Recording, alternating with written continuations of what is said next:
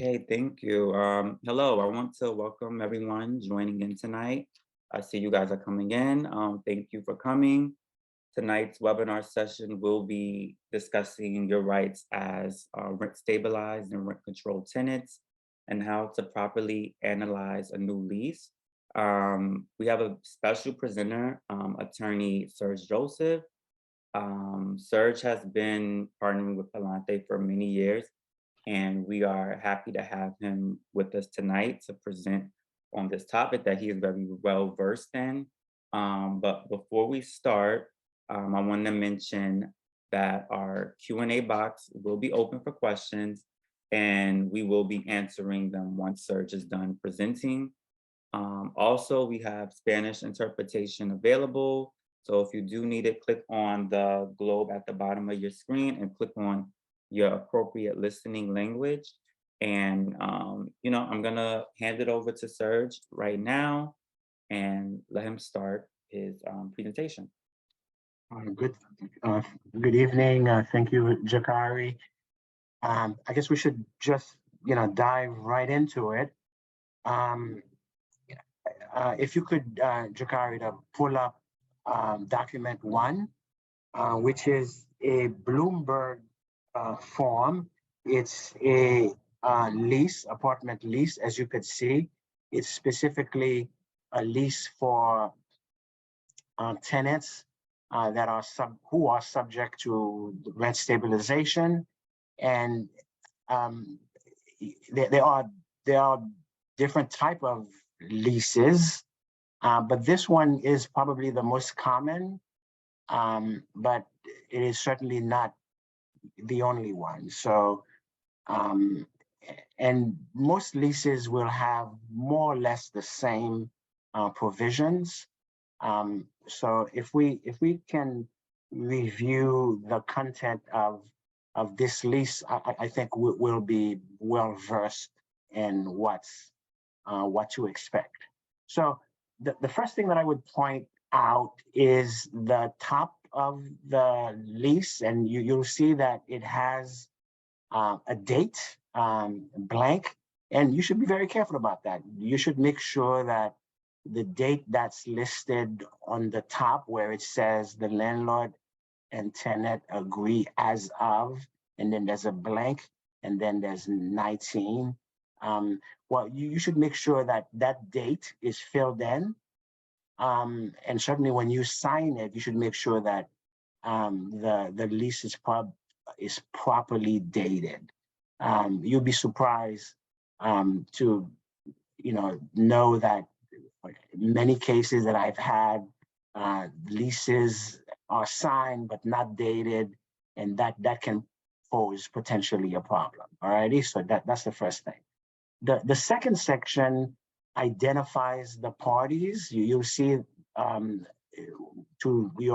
if you're looking at it, you see to the left-hand side, it says landlord, and then on the right-hand side, it says tenant. And that's right on top. You got to make sure that the landlord, the person who's representing, that they are authorized to, rent an apartment to you if you are the prospective tenant, is in fact authorized to do so. And there are ways to do that. There are ways to check to see, number one, whether the person who's identified as the landlord owns the building. This is New York City.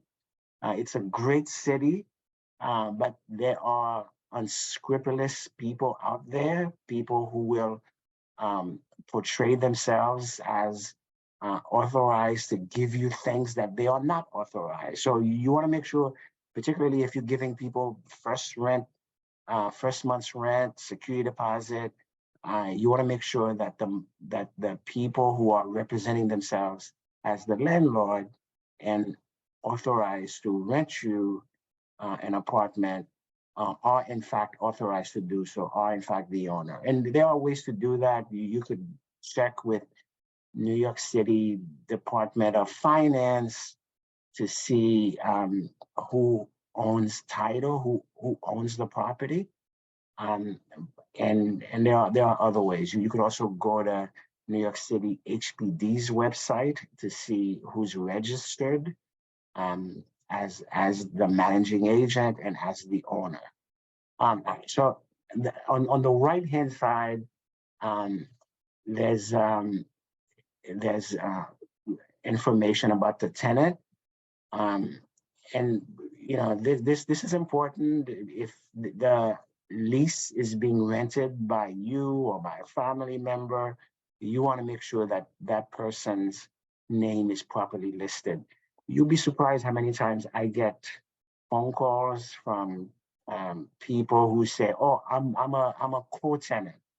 My name is on the lease," and invariably I would ask, "Well, are you a signatory to the lease? Are you identified as a tenant, or are you simply a family member who is authorized to live in the apartment but not the tenant?" So, you know, it's very easy to find out who the tenant is or who the tenants are by looking at the lease, by seeing whether the tenant is identified in that section that we are talking about.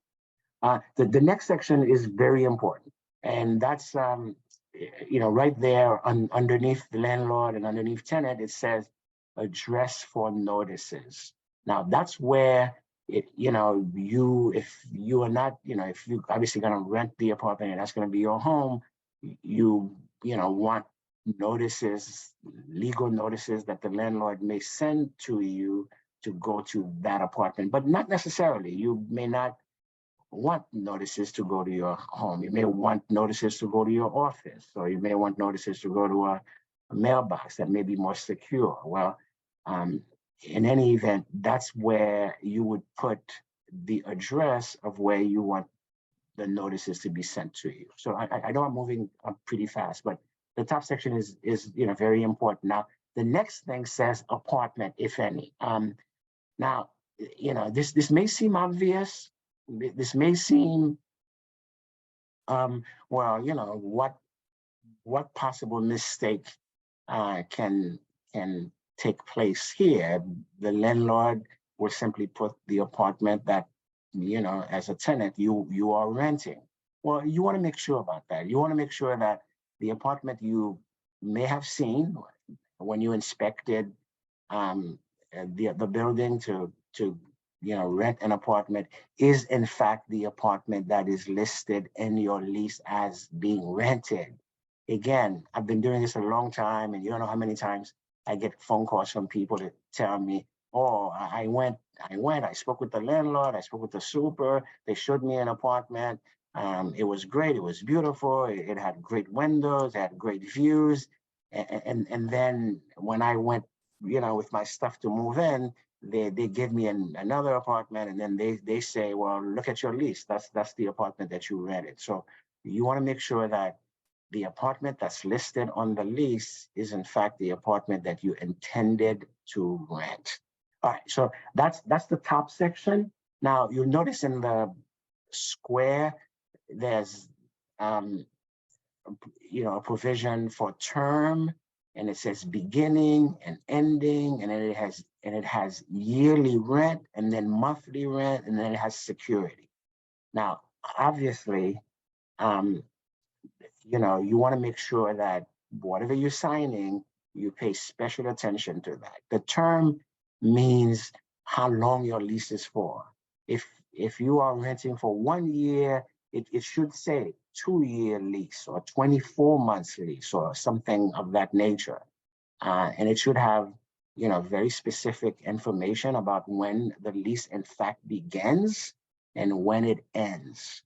So you want to make sure that you pay very close attention to that. Same thing with, you know, year rent and monthly rent and security. Let's talk about security first. You know, the rent stabilization law and rent stabilization code requires that you only are asked for 1 month security. So a landlord can ask you for 2 months security, a landlord can ask you for 3 months security, a landlord cannot ask you to prepay your rent if you rent stabilized. So you want to make sure that the security that you are paying or giving the landlord to hold for you is equals 1 month rent. Same thing with and we'll talk a little about how as a rent stabilized tenant you you can determine whether the rent that the landlord has offered to rent the apartment to you is the proper legal rent stabilized, rent regulated amount. But for now, just keep in mind that that's where the information about your rent, how much you have to pay, should be listed. Now, I just want to go back to term. We talked about term means how long you renting the apartment for, and how long this lease is enforceable and binding on both you and the landlord. You should keep in mind, and this is something that tenants unfortunately do not know, but as a rent stabilized tenant, you have the option, and it is up to you, not the landlord. You have the option, even at the initial commencement lease, to ask for and receive either a 1-year lease or a 2-year lease. So keep that in mind. It's at the tenant's option as to whether or not the lease term should be for 1 year or for 2 years. All right. So, by the way, if this lease, which is about 3 or 4 pages, had only those things that we just talked about, the name of the landlord, the name of the tenant, the address for notices, identifying the apartment that's being rented, and the term, how long the lease is for, when it begins, when it ends, and what's the monthly rent. That's it. That's all the legally required provisions of a lease. That's all the law requires a lease to contain. If that's all this document had, it would be binding and enforceable. So all the other things obviously are very important, and we're going to talk about them. But what we just talked about are the provisions that are necessary and sufficient. So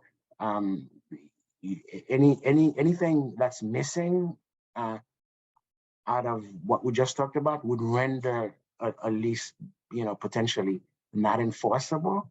But everything that we've talked about, the date, the name of the landlord, the name of the tenant, what apartment is being rented, rent, and the term, that's it. That's all you need. Now, I do want to point to you a couple of provisions that I think are important, and that when you sign a lease, you should know what you're signing. So paragraph 1, for instance, paragraph 1 says that this apartment is a private residential apartment, and it is to be used for the tenant and the tenant's family. Now, that's important. You'll be surprised how many people rent a residential apartment and think they can run a business out of it. They can run a daycare, or they can run, a tailoring shop or something or another. Well, obviously, paragraph 1 says that this lease and this apartment that's being rented is for residential use. So keep that in mind. If that's not your intent, you may want to, modify or change paragraph 1.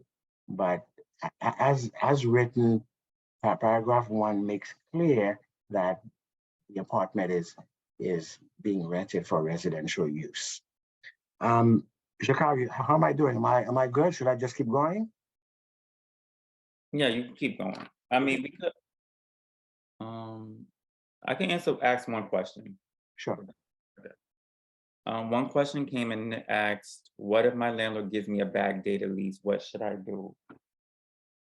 Yeah, well, I mean, that's important. Now, listen, I'm an attorney, and obviously I represent clients in dispute with their landlord, and I fight for my clients' rights. But you got to get the apartment first, right?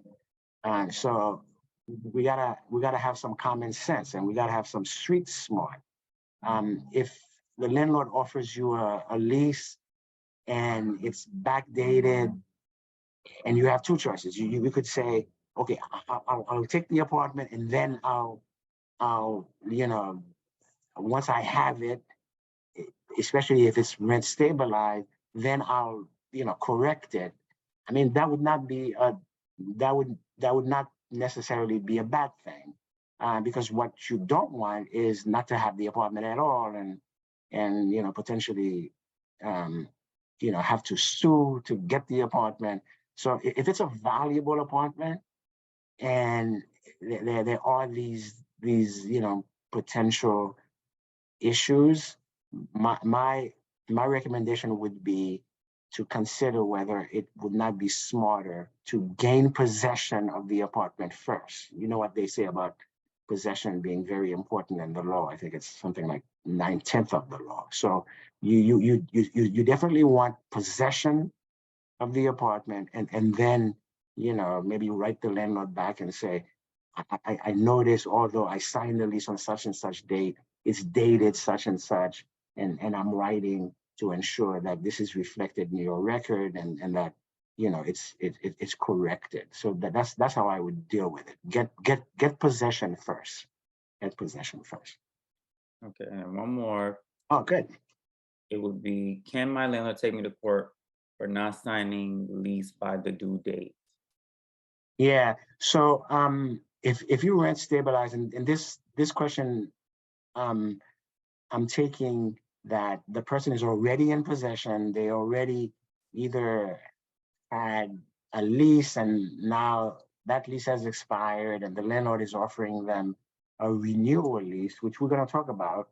Mhm. Um, then and then they have a certain period of time to offer it. It's 120 days to 90 days before your lease expires. The landlord has to make that offer, and then once you receive it, you have 30 days to respond to it. So, if to answer your question, yes, the answer is yes. The landlord can bring a case against someone who refuses to sign and return a properly offered renewal lease, and that's the significant language there. Obviously, if they give you a renewal lease that's bogus, and it's wrong because it has the wrong name, the wrong rent amount, the wrong term, you could write back and say, this lease renewal offer is wrong. I'm not signing it.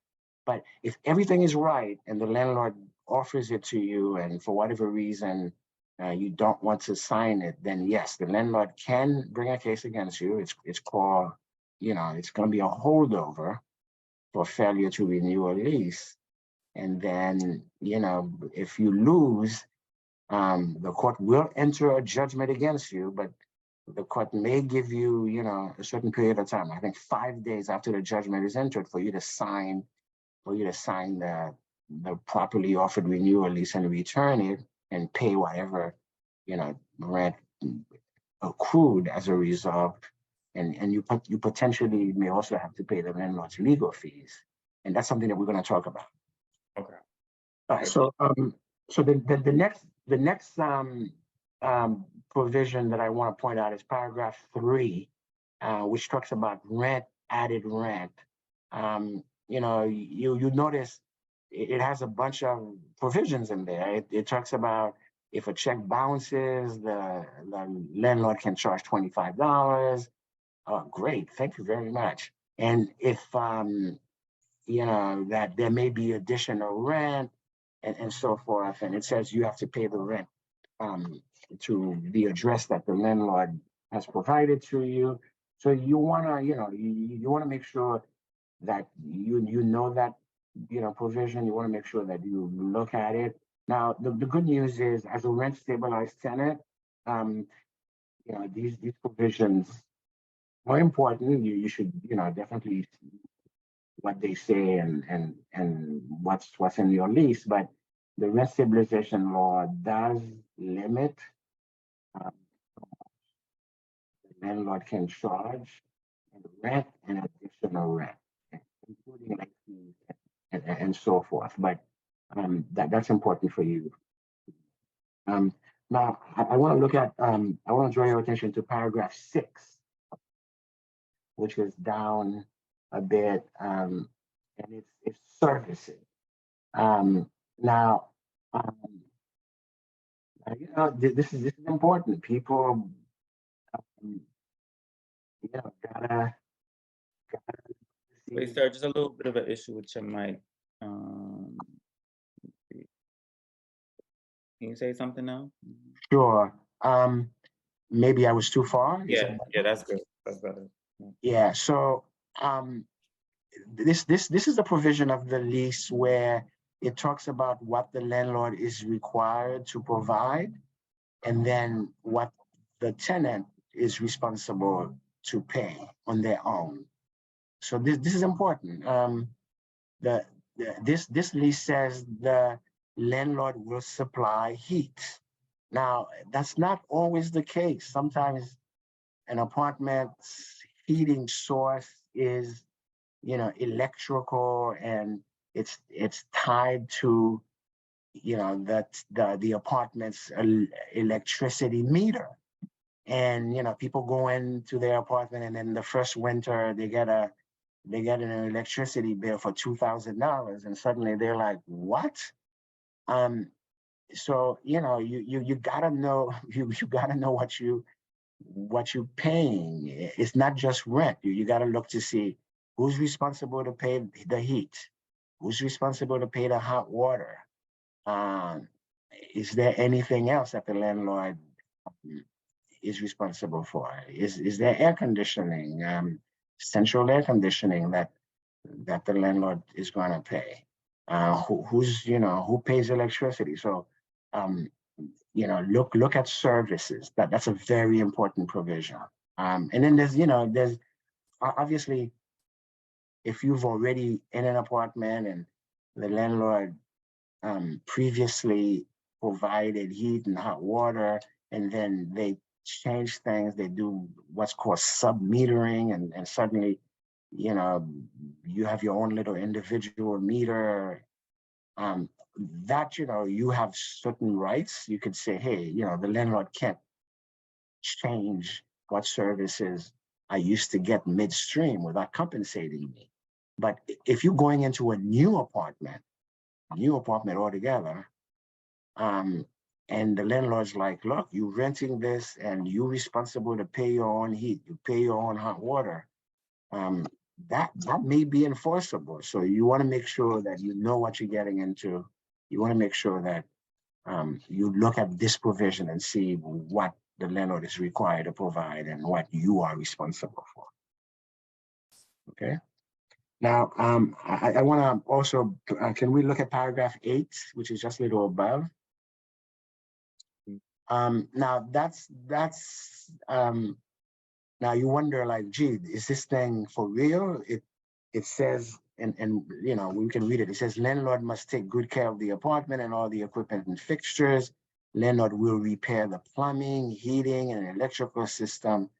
Tenant must, at tenant's cost, make all repairs and replacement whenever the need results from tenant's act or neglect. If tenant fails to make a needed repair or replacement, landlord may do it at landlord's reasonable expense, will be added to the rent. Now, that's enforceable. That's legal. Unless if you're a tenant, you negotiate and have those things removed. If you have a toilet problem that you never call the landlord to fix, and then as a result there's a flood in the apartment, the toilet floods the apartment, and then it buckles the floor, your nice parquet floor, and then the landlord comes in and says, okay, it's going to cost $20,000 to repair the floor, because they have to remove the entire floor, and they have to change the subfloor. And that's going to be on your bill for next month. That's enforceable, and that's legal. So you want to make sure that you know what you're signing, and that's what your responsibilities are, and make sure that you take care of the apartment as you are required by your contractual obligation. All right, so paragraph 12, a bit down. I think most people know that they can't just assign or sublease the apartment. Now, what does that mean? Well, what does assignment mean, and what does sublease mean? And what's the difference between a sublease, which you cannot do unless you get written prior approval of the landlord, versus having a roommate? Well, let's talk about assignment, because assignment is really easy. Assignment is, you sign a lease for 2 years, and then, a couple of months after you sign it, you have your job says you got to pack up and go to Texas to work for 5 years. 5-year assignment, and you're like, oh, I just signed a 2-year lease. What am I gonna do? Well, if you leave and you're like, see you later, I'm in Texas, the landlord can sue you for the remainder of the lease. They have an obligation to mitigate their damage.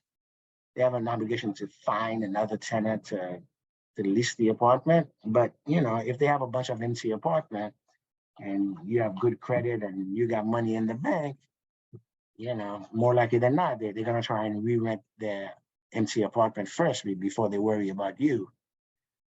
But you are able to assign. You are able to say, okay, I have 18 months left on my lease. Let me see if I can find somebody who can take over the lease until the end. That's called an assignment. That's an assignment. All right.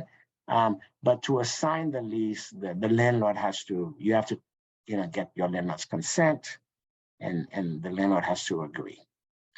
Now, sublease is different. Sublease is, you're not giving the entirety of the remainder of the lease. Maybe you're giving 1 month. You're gonna go visit your parents in DR or Jamaica for a month, and you're like, well, this apartment's gonna be empty. Why don't I make some money out of it? Well, that would be sublease. That would be subleasing. Same thing, which you and you cannot do that. But you cannot do that without your landlord's prior consent. Both assignment and sublease, by the way, it's not intended for you to make money. So if the rent is $1,500, you can't like, oh, I'm gonna rent it for $3,000 and pocket $1,500. That's not how it works. You gotta, you can't profiteer. You can't make a profit out of it. You have to assign or sublease it at the same rent stabilized rent. It does provide that if you're renting it furnished, the law allow you to charge a little extra for the furniture, like I think 10% or something, but not much more. You're not going to profit out of it. Sublease also is when you when you divide up. Oh, I'm sorry. I wanted to sublease, which you cannot do, is also when you do Airbnb, like you put up the apartment and some European tourists come and stay for the weekend and whatever. That would be a subleasing, and you can't do that. You cannot do that. And now sublease is also, and this gets tricky, because there's a very thin line between a roommate and subleasing. If you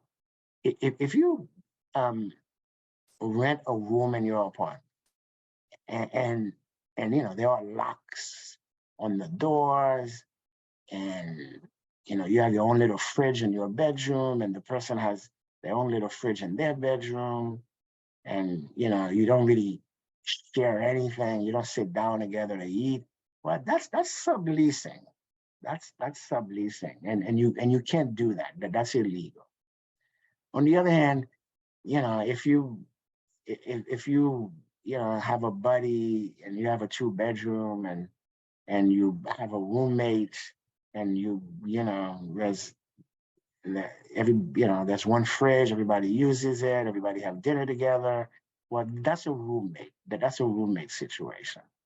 And as I said, it's a little tricky, and the lines are not as clear. But you got to be very careful about what's considered illegal subleasing and having a roommate, which is absolutely protected under the law. Okay, so I wanted to bring that to your attention. There are a couple of other things in the next page, paragraph 16. All right, so now this is called tenant's default. Tenant's default.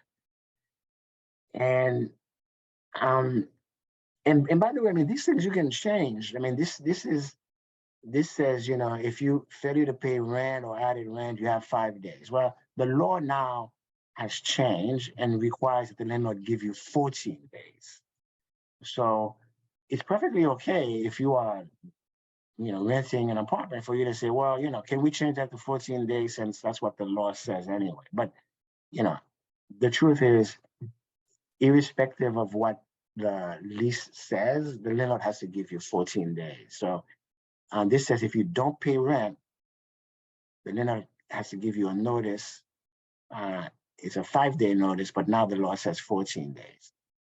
And there's a real great rationale for requiring landlord to give people 14 days rather than 5 days.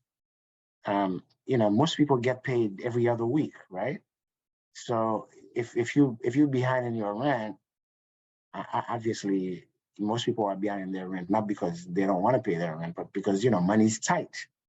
So the idea of providing 14 days is to make it realistic, is to give people sufficient time so that they can, hopefully get a paycheck before the expiration of the notice. So, but this tenant's default, tenants, how many days you have and what happens if you're in default, that's definitely a provision that you want to spend some time looking at. And if you're going to negotiate anything, that's probably, one area that you definitely want to look at. All right, so I want to point out to paragraph 27. Paragraph 27, legal fees.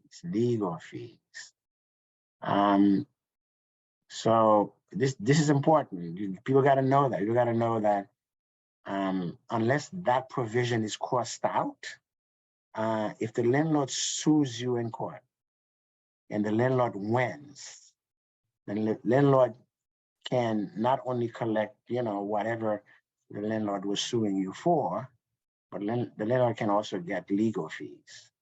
And that's important for people to think about when they are, deciding whether to withhold rent or whether to not pay.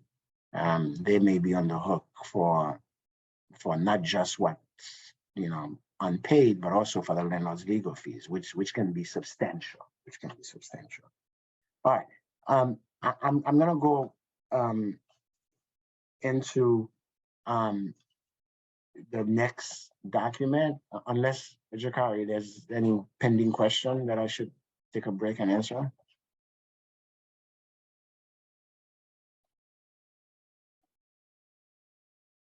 I'm sorry, I was muted. No, we could go to the next document. Okay, so the next document is document number 2. Now, this is an important document, but unfortunately, many landlords don't provide this document. If you're a rent stabilized tenant, the landlord has to provide this document to you. Now, it says in big letter that failure by an owner to attach a copy of this rider to the tenant's lease without cause may result in fine or other sanctions. Now, that's nice and all, but honestly, unless the tenant takes affirmative steps to, insist that the landlord be fined or be sanctioned for failure to provide this rider, then nothing's going to happen to the land. But why is this rider important? This rider is important because can you go down just a bit, Jakari? Yeah, right there. So you see, if you go down where it says previous legal rent, this is how this rider, if it's provided to you and if it's filled out properly, should tell you whether or not the rent that the landlord is charging, is demanding of you, is the legal rent. It actually spells out how the rent was derived. And the way that it does that is by telling you what the previous rent was. You see, in section 1, it says previous legal rent.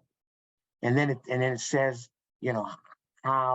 what changed from the previous legal rent. Now, this used to be a very complicated process because prior to 2019, the landlords were able to get a bunch of increases. They were able to tack onto rent a bunch of nonsense, which a lot of times were just made up. So they were able to do what's called a vacancy increase. That's been eliminated by the 2019 law. They were also able to do individual apartments improvement, IAI. Could you scroll down, I guess? Yeah.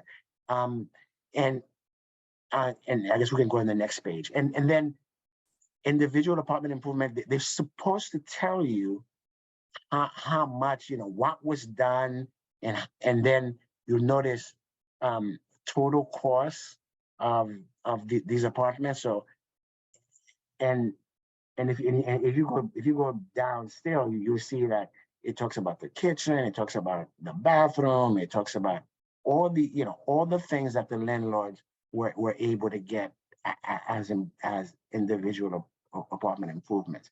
And landlords used to claim all sort of nonsense and get the apartment up to ridiculous amount from the previous rent. Well, luckily for us, all of that has been eliminated. Now, the landlord can only get the total the landlord in individual apartments improvement is $15,000. And if there's an apartment, a building consisting of, and you see that there, 35 or fewer apartments, they can get 1/60th the total of whatever it costs, up to $15,000. And if a building contains 35 units or more, they can only get 1/80th of the total cost, but up to $15,000. So if they want to, they can spend $100,000 supposedly improving, an apartment, but they can't increase the rent by more than $15,000 divided by 80 for apartments in building of with 35 units or more, or 15,000 divided by 68 in apartments with 35,000 with 35 units or more. And what that comes up to is $220 for apartments in buildings with 35 units or less, or $187 for apartments and buildings with 35 apartments or more. So, but this gives you an idea of what sort of increase from previous rent regulated apartments you can be subject to. Now, the next thing you look at is preferential rent and whatnot. Again, in the past, this used to be a big issue because landlords would try to trick tenants into giving them a sweet, initial lease that's very attractive, and then once the initial lease expires, they would whack tenants with substantial increases. But the 2019 law has eliminated that. So, but still, though, if your lease has a rider and it's blank, if you feel comfortable enough, you should ask the landlord, hey, well, what's going on? Well, why don't you fill it out? Why don't you say what the previous rent was, and why don't you explain how the rent that you're charging me has changed from what the rent was previously, and that rider should contain all that information. All righty, so I'm gonna stop there, see if I have any questions before I move on to the next. Yeah.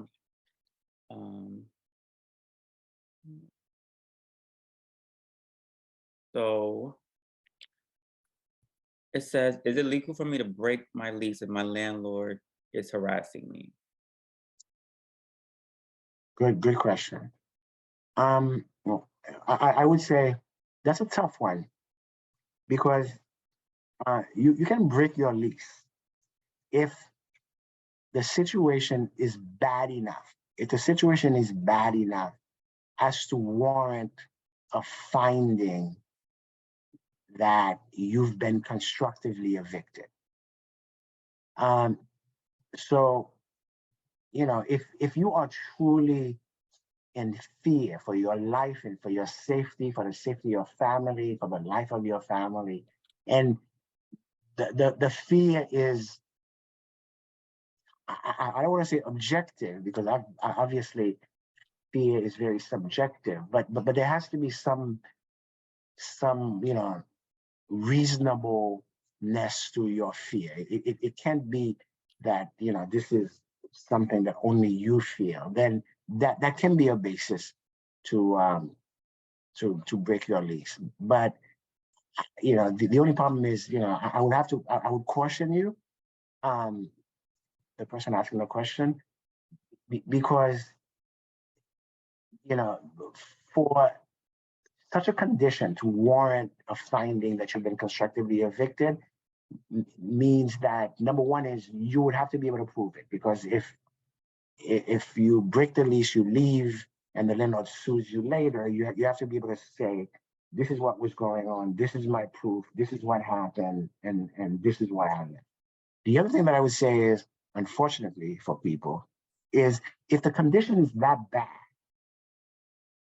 that it objectively warrants you to flee and break your lease and leave right away, then you got to leave right away. You got to leave right away. You can't say, oh my God, this condition is really bad, I got to break my lease, and then you take 6 months to leave and find another place, because that kind of defeats the proposition that the condition was so bad as to warrant you breaking the lease. I mean, I've had situations where tenants got into fight with the super, or the super's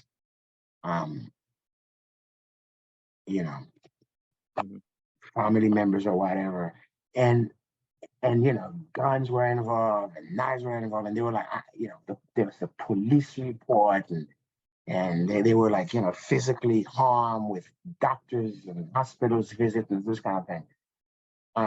Well, that's a situation where you have proof, and the allegations were severe enough that it warranted the tenant to leave. And they were threatened that I'm going to kill you if you stay. Well, no law, no court is going to require you to stay, given that level of violence. But short of that, it becomes a little tricky.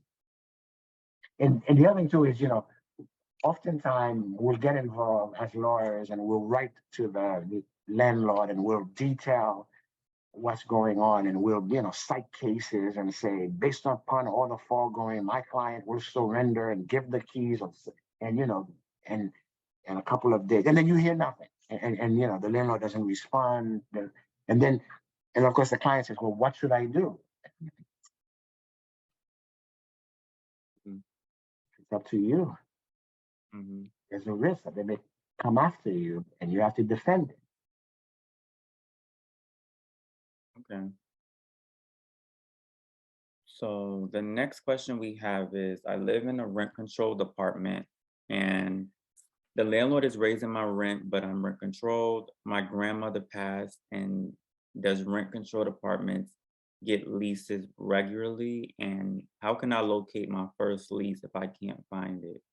Great question. Great question. All right. So, um, rent rent control tenants, unlike rent stabilized tenants, and I guess this is we're gonna talk about the last document. But rent control tenants do not get renewal leases. And obviously, rent control tenants tend to be tenants where the tenants themselves lived in the apartment prior to 1971, prior to 1971.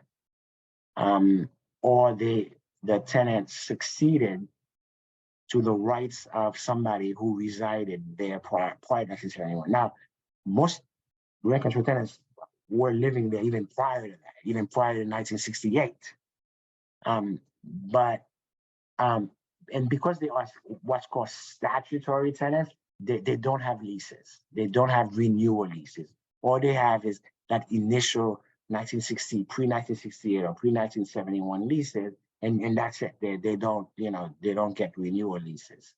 And the way to determine what the legal rent is by going to DHCR, going to the Division of Housing, Community and Renewal, and ask for the maximum base rent, the the M the MBR, or the maximum collectible rent, or the MCR. And DHCR keeps track of the orders, the MBR orders that says, okay, this is the maximum base rent and this is the maximum collectible. Now, the person, the caller, the person who asked the question seems to indicate that perhaps the landlord has not recognized them as subject to rent control, as having succeeded from their grandmother. So that's a whole completely different discussion, that they would have to show that they are entitled to succession rights. And the way to do that is to show three things: is to show that the person resided with the tenant of record for 2 years prior to the tenant of record's permanent vacation. So grandmom passed away, so it would be 2 years prior to grandma passing.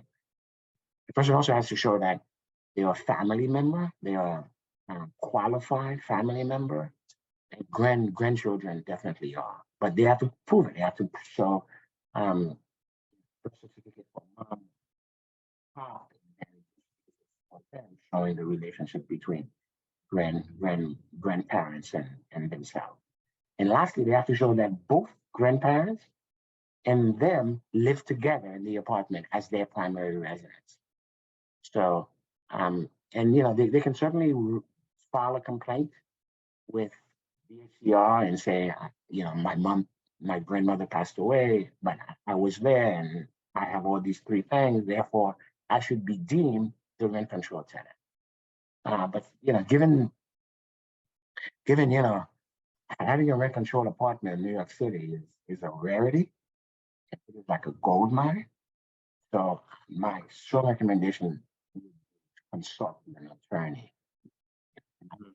by yourself, because that's a valuable asset. Okay, Mess it up. thank you, Serge. So the next question is, I'm living in a co-op as a rental with rent stabilization for 47 years. My lease has a rider, but the heading does not indicate rent stabilized. My lease looks different than the one you have on the screen. However, I'm listed as SCREE with the lease with decreased monthly rental amount. Does my lease writer need to say the words rent stabilized at the top? Okay. Can we pull up the third document? Mhm. Um,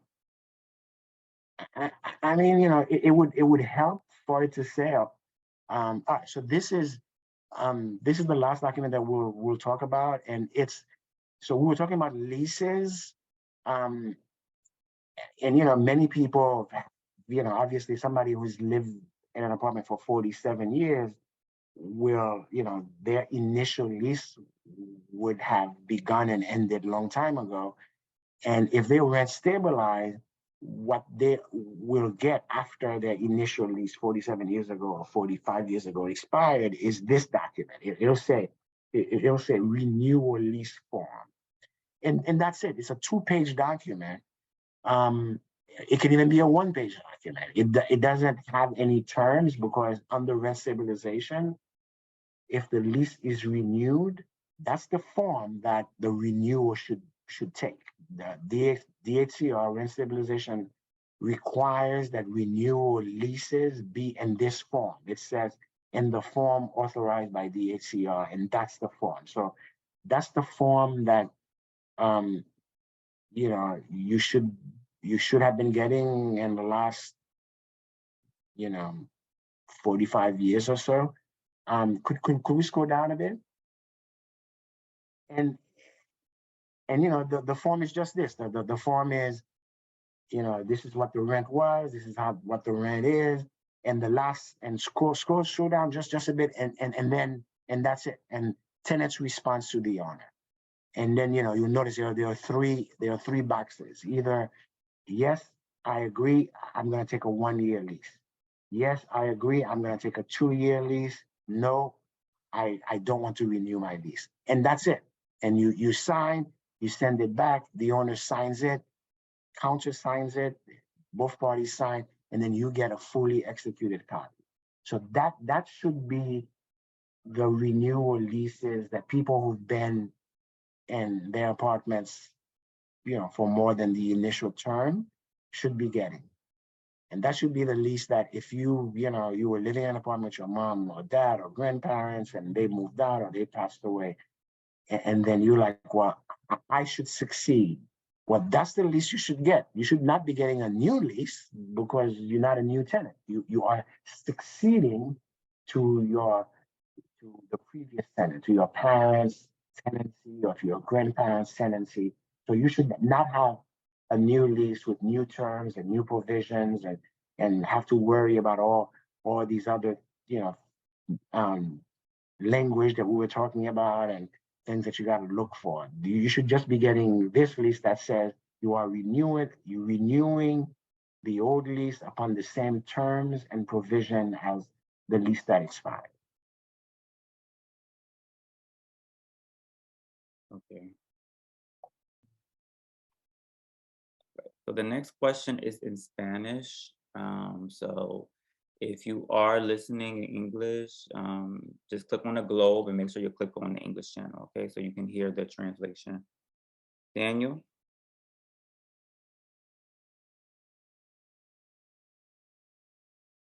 Daniel, are you here? You want me to try? You can. Okay, I don't see it. Oh,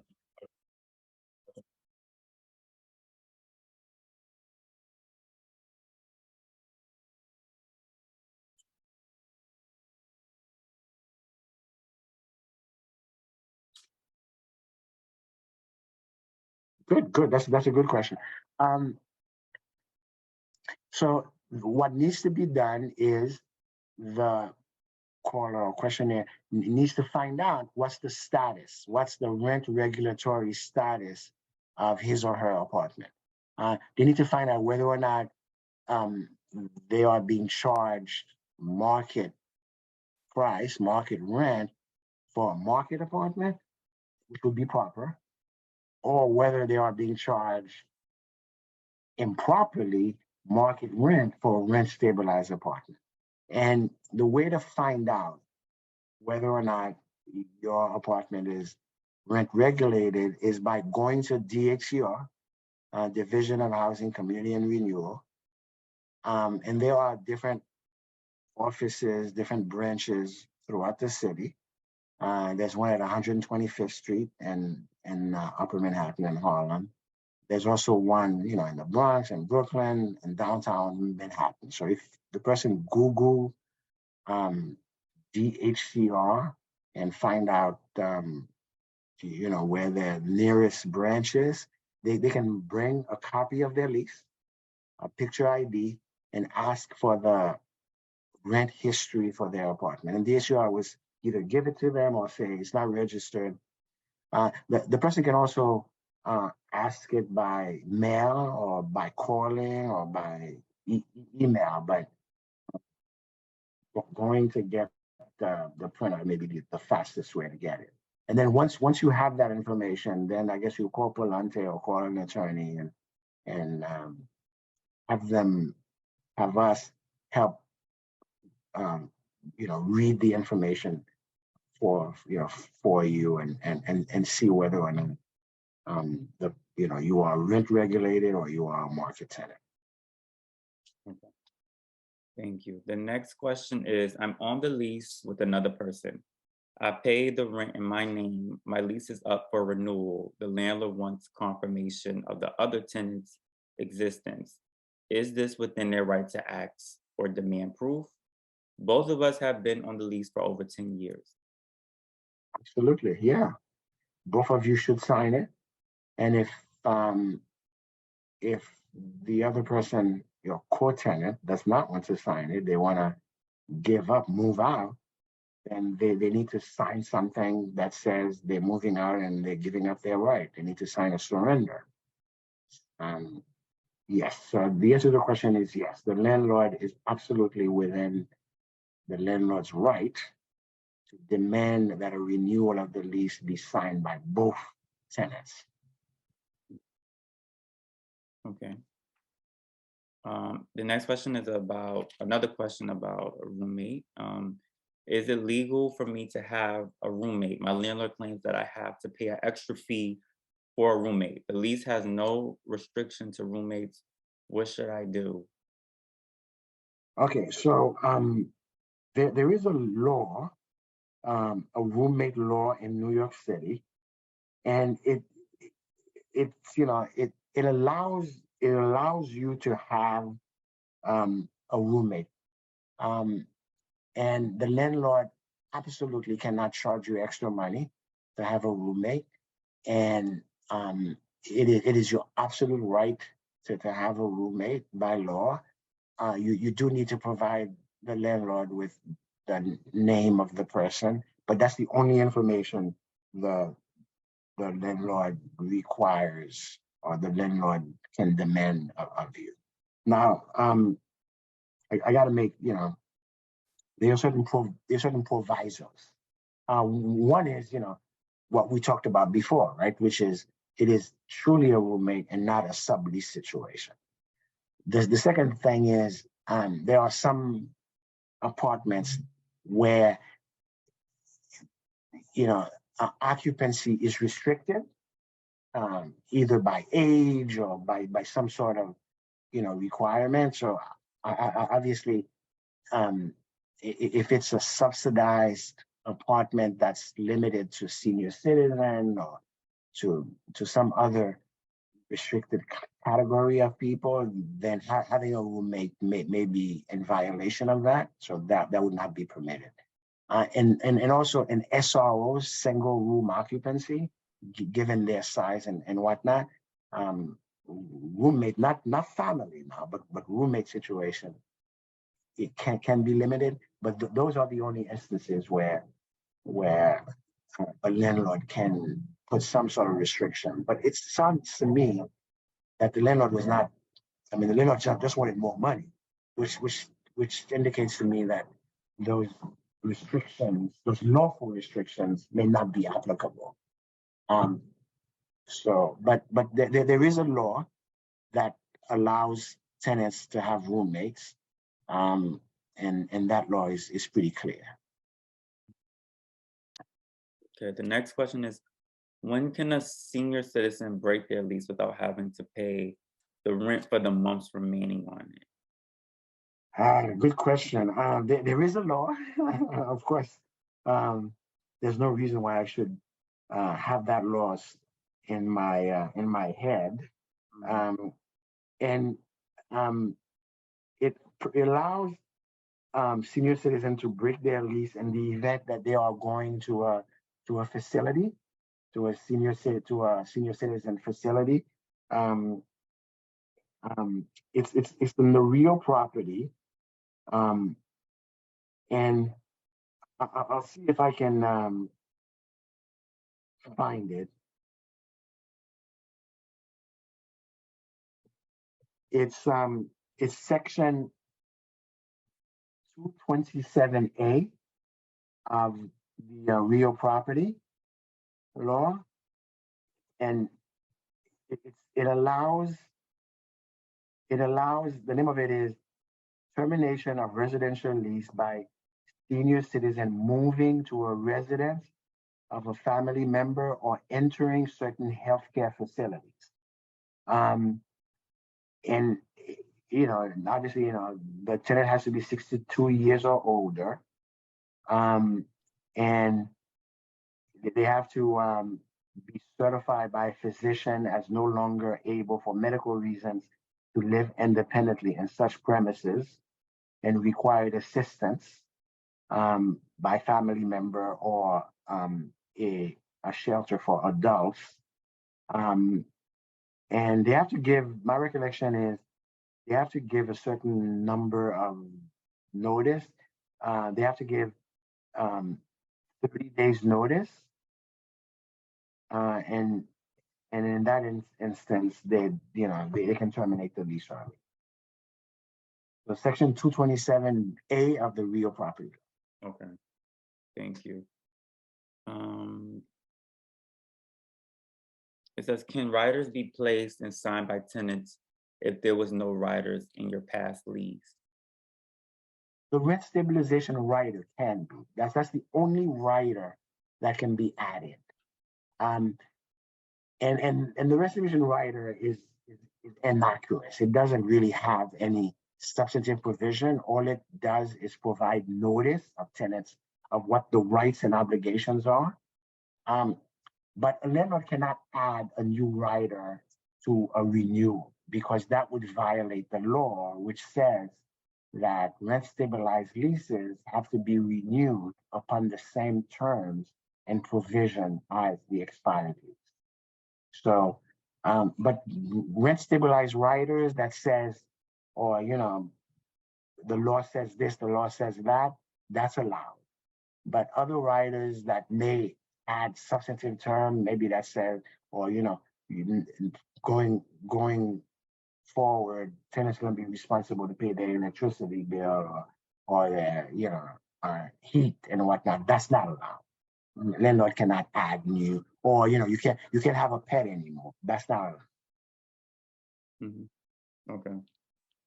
This is a question back from another question they were following up. They said, I'm in a rent control department. My landlord recognizes me as the first successor. They said, can you please explain that term? It means just that. It means as a first successor, the person succeeded directly from the tenant of record. Meaning, so if that person has children and that person vacates, their children would then be considered the second successor, and then certain, the rent can then increase as a result of being the second successor. So being a first successor provides some degree of added protection from, say, the second generation of succession. Okay, the next question is in Spanish. I'm gonna have Daniel translate this for us.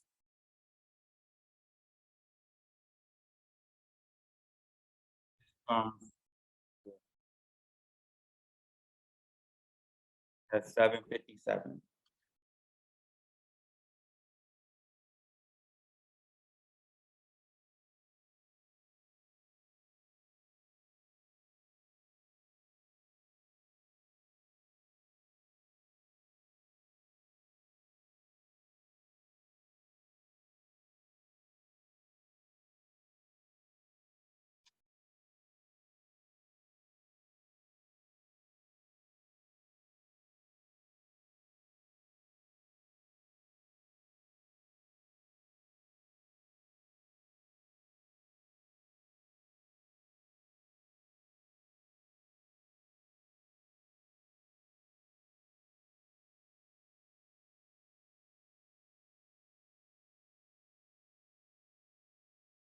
No. That makes sense.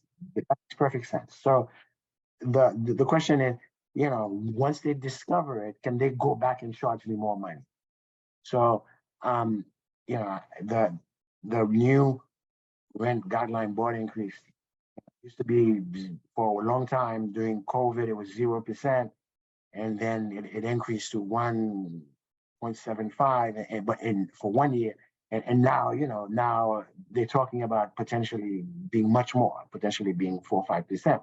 So the worry is, so let's say the lease expires August 31, and then they don't offer a lease, and then for 6 months, the increase would have been $50. I'm just making this up for for simplicity's sake.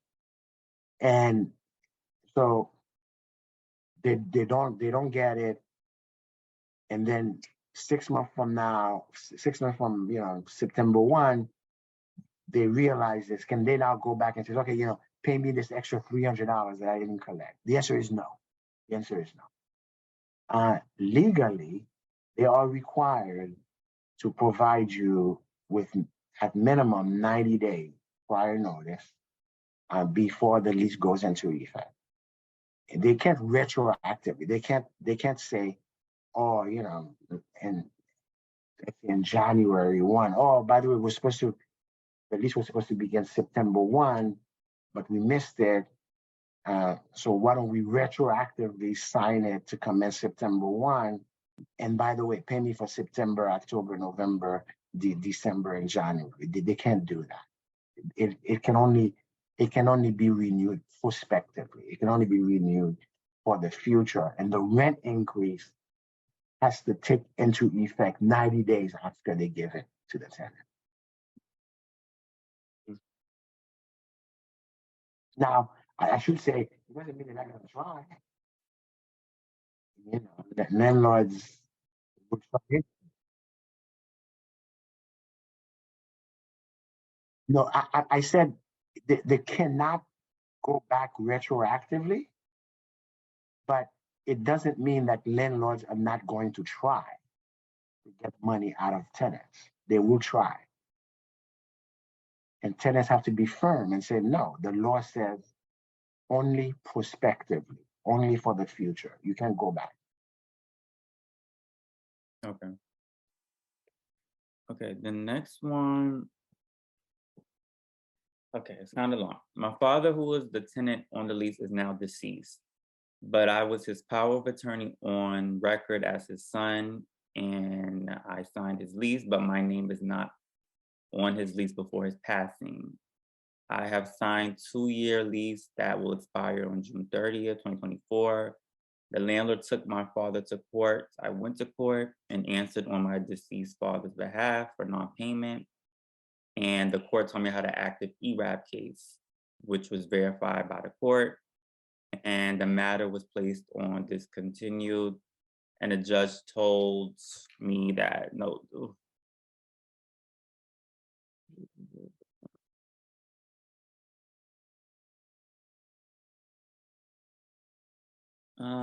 I see it.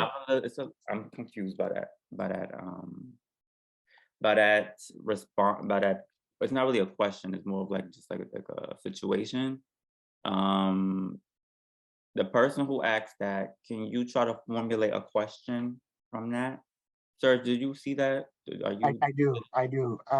Well, I'll say, I'll say a couple of things. I'll say, these questions are getting very, very specific and very detailed, and disclosing, very personal information. So I would say, in a public forum like this, it may be a good idea not. I mean, although your I mean, most people's identity is protected, but yeah, no one could see or know who asked that question. Yeah. Yeah. So I would say two things. Number one is there is a case called Edward versus Lennox, where the court ruled that a successor family member otherwise would be entitled to succession rights forfeited their rights to succession rights because they engage in fraud. And what the court deemed as fraud was signing the deceased tenant's name to leases and sending out money orders under the tenant's name when the tenant had passed away. The fact that this person who asked the question had a power of attorney doesn't mean much. Doesn't mean much because a power of attorney ends the minute the person dies. You can't use a power of attorney for somebody who's passed away. Once a person passes away, you need to go and you need to go to surrogate court and do letters of administration or probate the will. So the fact the person had a power of attorney, that hopefully the caller didn't sign his father's name after, even as a power of attorney, after the father passed away, and didn't continue paying the rent after the father's passed away, because that may jeopardize that person's succession claims. The ERAP and stuff that complicates things as well. And the question had many parts with very significant legal issues. Yeah. But in terms of succession, I would, this is one of those comments / questions that I would say it's worth you going down and talking to an attorney to unravel all the different strands of issues that this issue presents.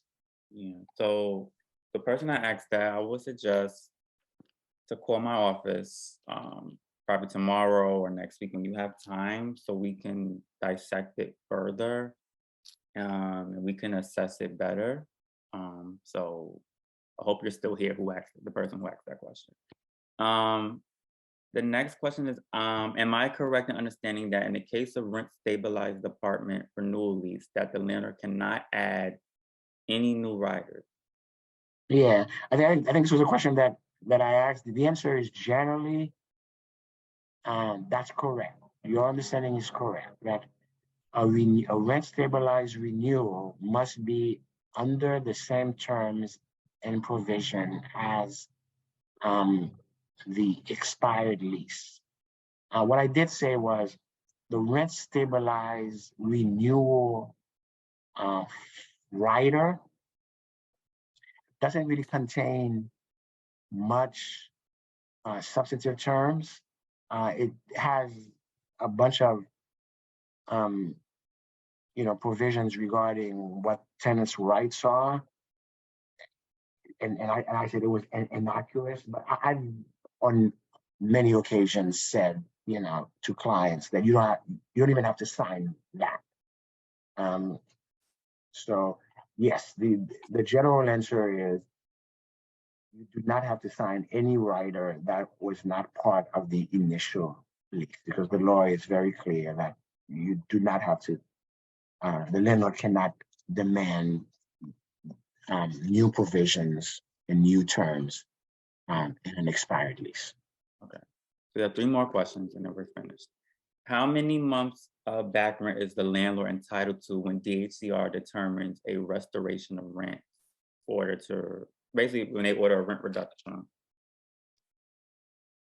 I can't answer that. It's too many variables. Yeah. All right.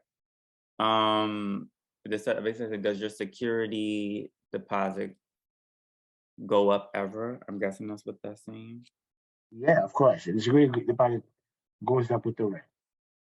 So as rents increase gradually, upon renewal, there's the form itself says how much the additional security should be. So, with the first rent payment and the renewal lease. In fact, I think the renewal form itself asks for the tenant to send in the additional security with the with the signed renewal. So you see in the renewal form, paragraph 3 says current deposit, and then additional deposit required for 1 year and additional deposit required for 2 years, and it has that, and that should the additional deposit should be set along with the signed renewal form. Okay. Okay, so the next question is, can a landlord all of a sudden make rent preferential? And is that a good thing? It is a good thing. So, and here's what you should know. Number one is it used to be that preferential rents were kind of tricky, and you have to be very careful about reading a preferential rent rider or preferential rent provision. But the law changed to say, look, if somebody got a preferential rent, that preferential rent is going to be for the life of the tenant. Before the law passed, how long the preferential rent was supposed to last was contingent or was determined by the language of the rider itself. Did the rider say, "Oh, this preferential rent shall be for only and only this renewal lease, and it will end on such and such date, and it would not be, effective upon the next renewal and whatnot." So if it said that, then tenants would be subject to the increase after the preferential rent period. But now the law is, once there's a preferential rent, that preferential rent becomes permanent for that tenant. Now, it used to be that preferential rent commonly were kind of tricky situations and were mostly intended to trick tenants, such that they would be given a preferential rent for the period of time within which they had to file a rent overcharge complaint, and then if they didn't, then they would lose their rights to file to challenge what the legal rent was. But I mean, I can imagine a situation where a preferential rent is not suspect. A preferential rent is legitimate, that it's, landlord with good intention trying to do the right thing. But I would still, given the history of preferential rent, given how typically they were used to, not for the benefit of the tenant, but to the tenant's detriment, I would still be very leery and be very careful and read the preferential rent provisions very carefully. Okay, the next question is in regards to parking. It says, in rent stabilized building that has parking, what are the rules for parking? When I moved in, the parking fee was a fixed fee and the lease was separate. Now landlord wants to raise rent every 1 to 2 years and raised from previous tenant by 300%. 30%.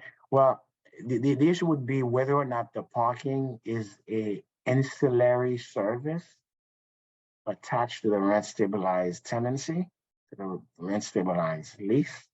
And if that's the case, then the parking rate or rent can only go up in accordance with rent stabilized rate, in accordance with the RGB.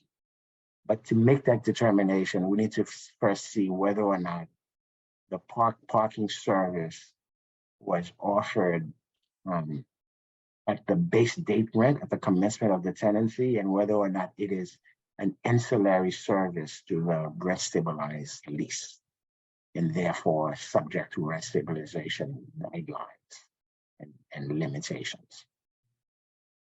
Okay. Okay, the final question is in Spanish, and I'm gonna have Daniel translate that for us.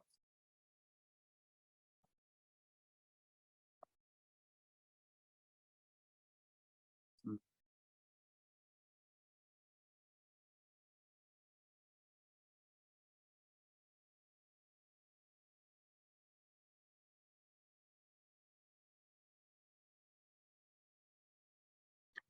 Um, yes, it's called negotiations.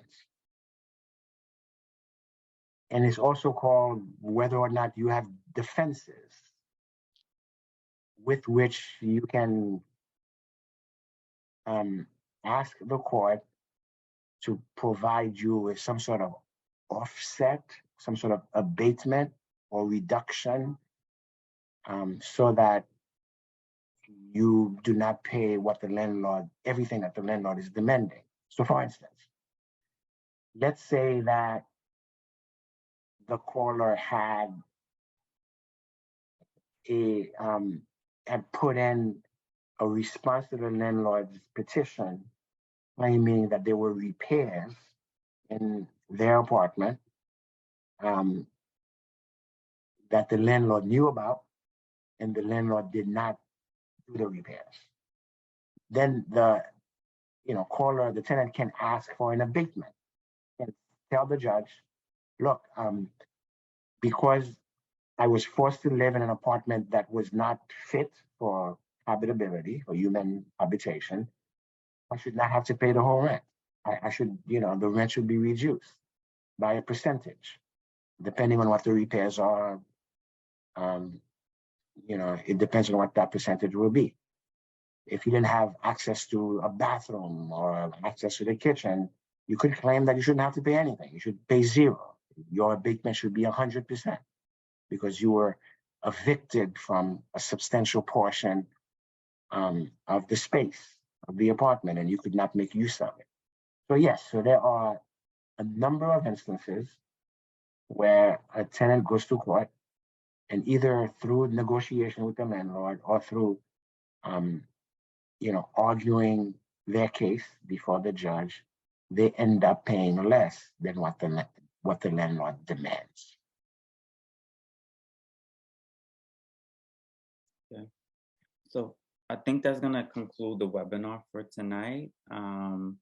I would like to thank Serge. Thank you so much for being here and empowering the tenants and providing them with this knowledge that they can pass on to others that they know. I want to thank the attendees who joined and participated and made this webinar a success and made it more of a discussion, not just a presentation. And there was a lot of valuable information discussed tonight, and I hope everyone was able to learn.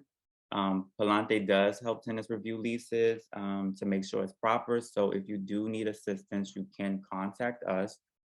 Serge, do you want to give your contact information or how you can be reached or your firm? Sure. I'm with the law firm of Hammerstein, Marcano, Gribben, and Joseph. Our offices are located at 15 Maiden Lane, 17th floor, New York, New York. Our office number is 212-349-3000. Again, I'll just repeat it, 212-349-3000. Should I put it in the chat? Yes, I think that would be good if you do that. And I want to thank our interpreter Daniel, who's been in the back interpreting this whole webinar in Spanish. For the ones in English, you don't hear him only unless he's translating a Spanish question, but he has been here all night working very hard. So I do appreciate him and I thank him for being here with us.